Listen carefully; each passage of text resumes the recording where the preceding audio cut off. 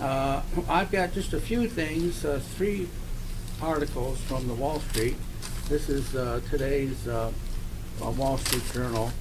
And, I do this just to kind of keep you abreast of current events and to try to make sure you understand basically how the economy works. This article says UK pound, that's United Kingdom, pound of, the United Kingdom is a part of the European Union, but they have maintained their own currency. Instead of using the euro, they still use the pound. Anyway, it says UK pound falls to a 30-year low.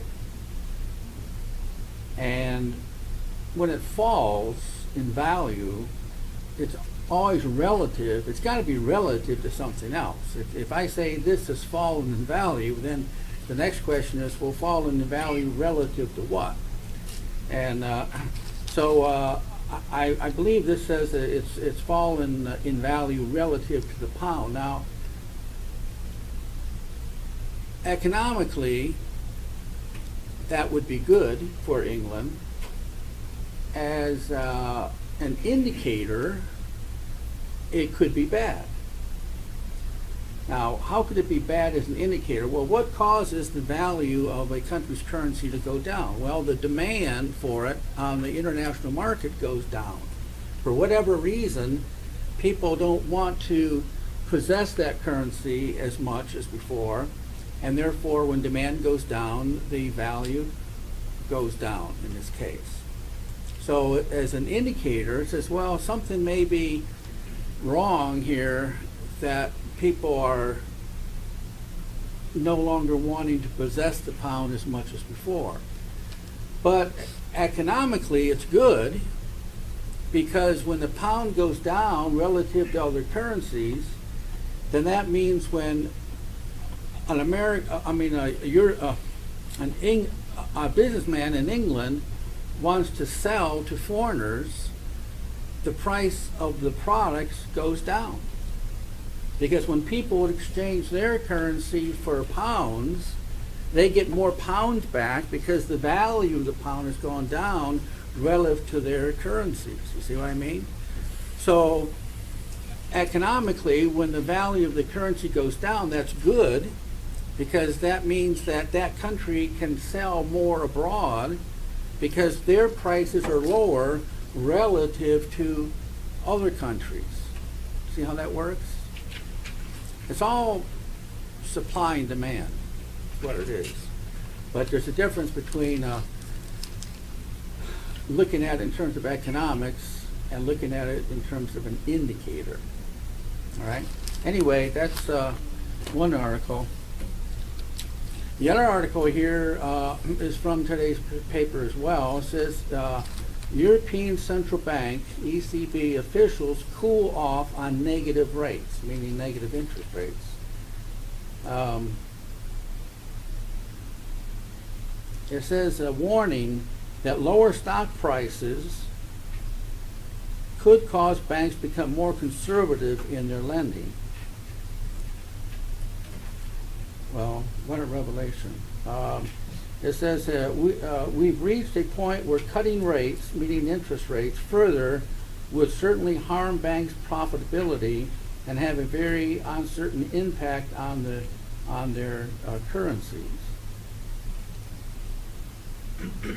Well, again, what a revelation that lower interest rates would mean lower profits for banks.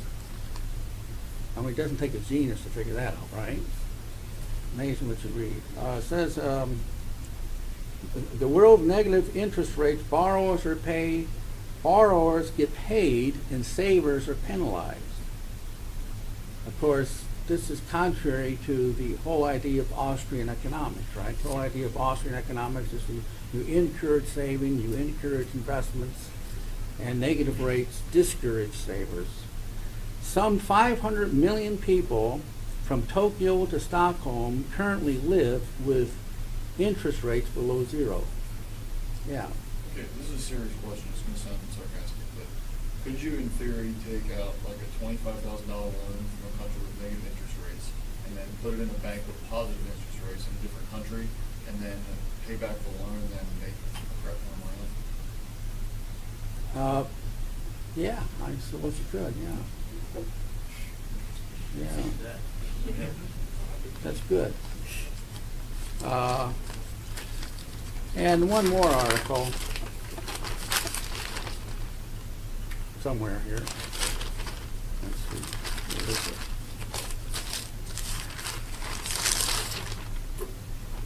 How to make trade work for everyone. This is in today's Wall Street Journal again. This is the editorial page. But we've got a whole chapter coming up here on trade. But it says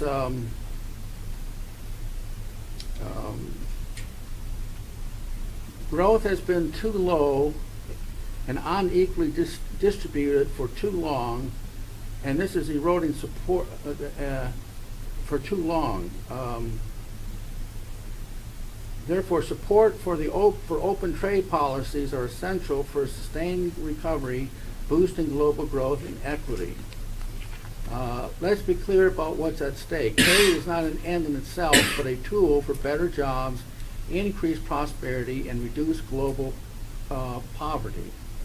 With open markets, more people benefit from access to goods and services, ideas spread, and firms access larger markets abroad. And that is an economic truism, that free trade is beneficial for all countries. However, are there situations where you want to restrict trade in terms of quotas and tariffs?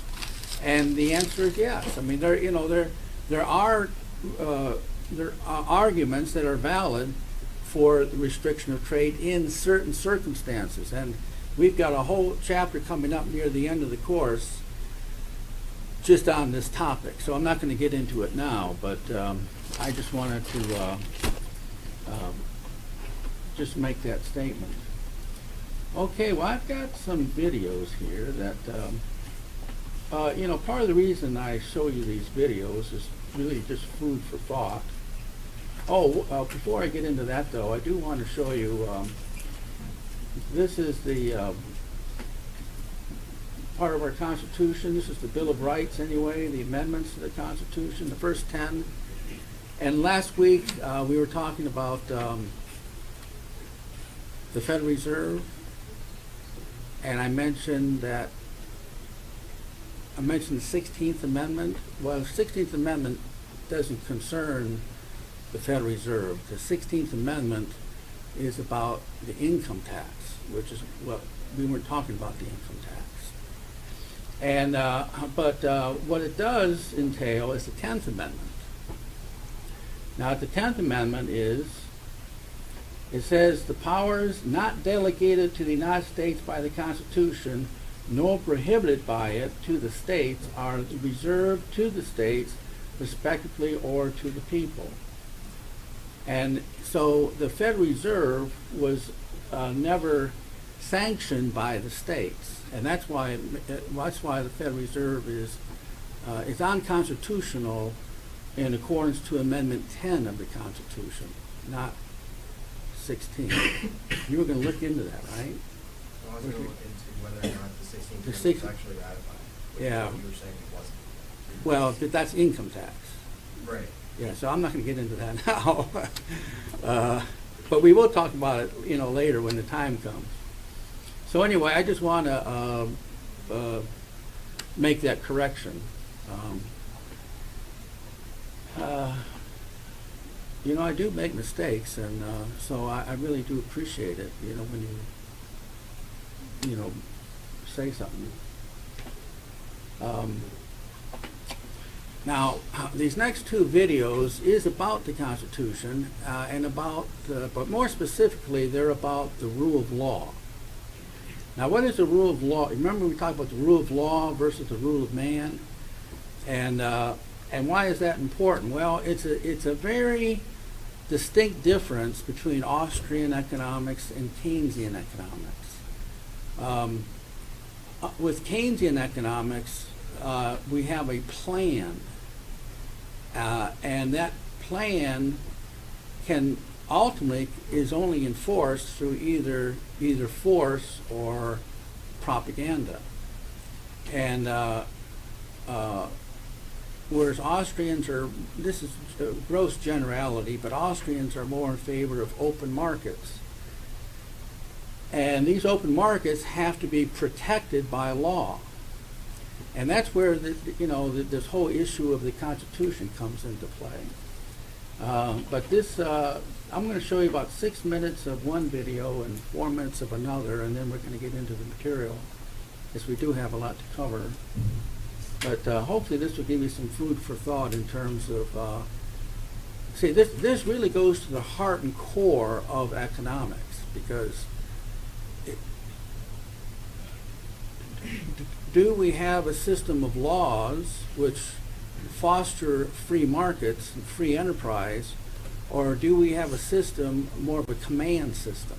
And that's a decision that any society has to make, and it greatly affects economics. This is by Judge Napoleano. It's called A Nation of Sheep.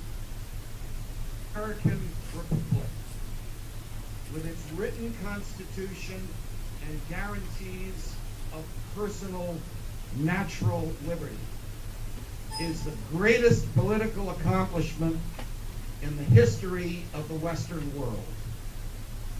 Unfortunately, almost from the very beginning of the creation of the Republic, those elected to preserve the Constitution began to dismantle it. In virtually every administration, from George Washington to George W. Bush, the government has sought ingenious ways to evade and avoid its obligations under our founding charter. But a little bit of background first. When we were colonists and the king and the parliament wanted to raise money, one of the ways they did it was by the use of the Stamp Act. The Stamp Act required of colonists, not of people in the motherland, that they have on every official piece of paper in their home, every book, every pamphlet, every deed, every mortgage, every lease, even a poster to be nailed to a tree, the king's stamp, which bore an image of the king. Question: how did the king's government know if you had his image on your papers in your house?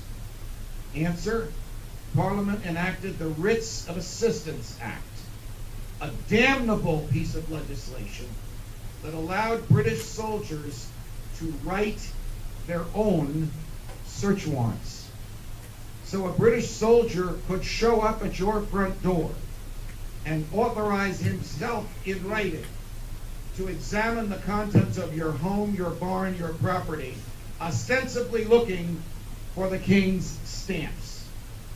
Of course, if they happen to find rum imported from the islands without a tax stamp on it, or furniture that had been imported from Great Britain, and you couldn't prove the tax was paid on it, the rum and the furniture would be seized and you would be carted away. The Stamp Act and the Writs of Assistance Act were among the last straws. In fact, the Stamp Act was so controversial that Parliament eventually rescinded it in an effort to quell the uproar on this side of the pond, but it didn't work.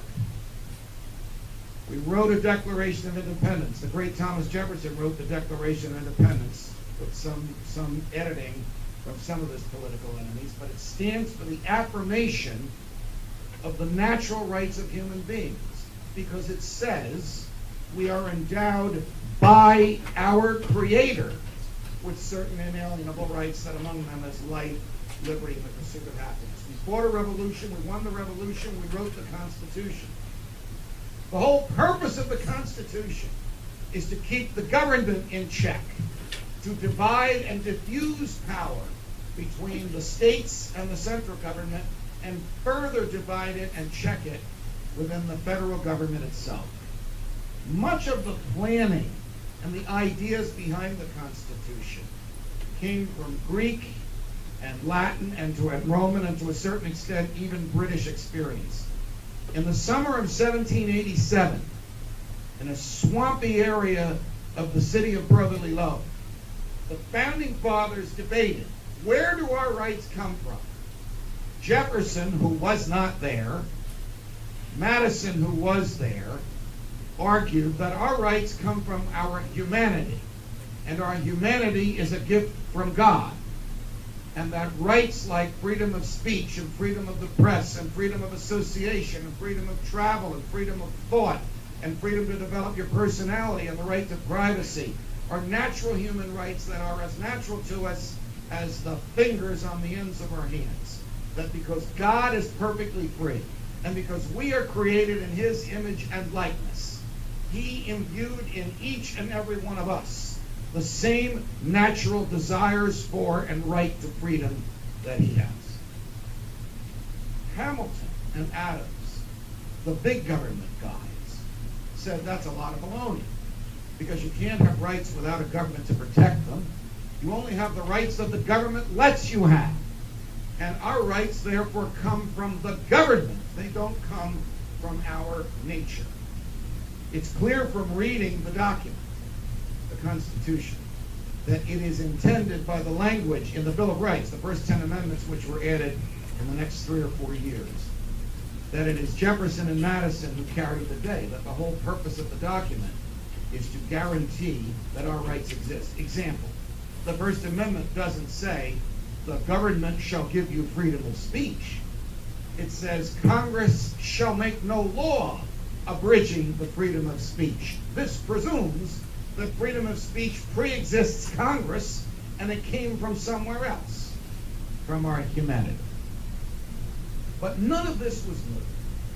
The one thing that was new about the Constitution is the Fourth Amendment. The Fourth Amendment, which Justice Brandeis said is the right to be left alone, the greatest right of all the rights in civilized society, the right most valued by human beings.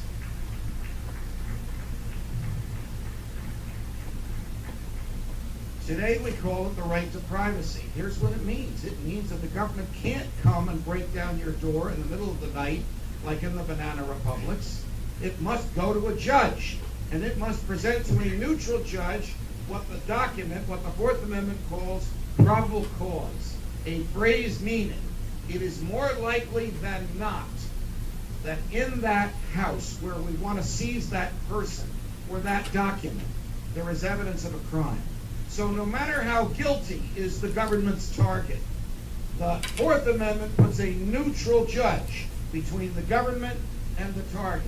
No matter who the target is, no matter what the target has done, no matter how guilty is the target, no matter how widespread is the belief in the guilt of the target, no matter how accurate is the belief in the guilt of the target, no matter how much the society fears the target, government must go through a neutral judge before it can get to that target. Unfortunately, we have allowed the government a monopoly on the use of force. Well, now I'm going to say another one to give you some food for thought. Over here at Kafka Winston World's page, and great information in this video. It's over an hour and a half long. Get it while taught. I'll sum it up for you though real quick. What you're looking at here is the Emergency Powers Statutes, or the National Emergencies Act. Now, this was initiated, this woman in the video just goes over so much critical information. It's just, it's big time. As you can see here, this started in 1933 with President Roosevelt declaring emergencies without limiting their scope of duration, without citing the relevant statutes, and without congressional oversight. This was put into place back then. Now, ever since then, we have been in a perpetual state of emergency. As you can see here, Barack Obama has renewed George Bush's Emergency Act 6 times alone. One of the older ones going all the way back 35 years to Jimmy Carter's era. And this is repeated. Now, this is the key to the whole thing here. as this woman points out in this video, when this act is put into place, it suspends the Constitution. And it's been this way since 1933. Now, up till 1971, other big movements were made that other people should be well aware of at this point. And then 1973, 2 years later, they went ahead and they signed it into law to where some of these instances, like the 1971 emergency response to inflation, 1970 postal worker strike, 1950 Korean War, and the 1933 banking crisis, they made it to where those can never be exempted. So they will always be there under national emergencies. But the key here is this, guys. As Obama continues to sign away left and right, just as quick as he can, every time they do this, every year, this comes back around. September, October, November-ish, and he re-signs a whole slew of declarations. But this one particular statute is key because it keeps our Constitution in suspension. And it's been that way since 1933, at least. Welcome to the game, folks. I'll leave links. Make sure to subscribe. Peace. So in other words, when there's an Emergencies Powers Act, that supersedes the Constitution. And what he's saying here is that in one form or another, every president, now, this isn't Democrat or Republican, just, both are guilty in this respect, but our nation has been under an Emergencies Power Act of one form or another since 1933. So that diminishes the protections that we have under the Constitution. Yeah. So is that just the state of emergency, does that just apply to the executive branch's powers or all three branches? Oh, wow, well, that's a good question. Yeah, you guys got good questions. I'm not an expert at this, but I would say the executive branch, because it is power in the hands of one person, or at least through the executive branch. So another consequence of these Emergency Powers Act is that it also nullifies the power of the Congress. So, any other questions? Again, what has this got to do with the rule of law and the rule of man? Well, it's got to do with what kind of government do we want, and therefore what kind of economic system do we want? Do we want a free market system based on the rule of law, and those laws are written to protect the average citizen, or do we want a command system that is based on some kind of plan? Also, while I'm at it, probably already in some hot water, but while I'm at it, I might dig myself deeper. There's if you watch more videos on YouTube, and that's where I get all these videos, you'll hear the term false flag. And what a false flag incident is some big event that is meant to influence people's opinions about something. For example, 9/11 with the Twin Towers. Some people think that was a false flag incident. Now, whether you think that 9/11 incident was an inside job or it was really done by adversaries is really irrelevant. the point is that because of the destruction of the Twin Towers, laws have come into effect, like these Emergency Powers Acts, that have given more power to the central government. Now, what a false flag is people say, well, that 9/11 incident was an inside job, and the whole purpose of it was to scare people, and then to say, well, because we've got this great external threat, we must change some laws that give more power to the government in order to protect the average person. And this has been done really throughout history. Now, whether 9/11 was a false flag or not, I don't know. But what I'm saying is that, but I'm simply making you aware of what this term means, and that there have been false flags throughout history. Now, if you want to get down to individual events and ask me, was this really a false flag? Then I don't know. I'm not an expert at it, but it's part of your education to be aware of these terms and certain events. So, any questions about that? All right. Well, let's see.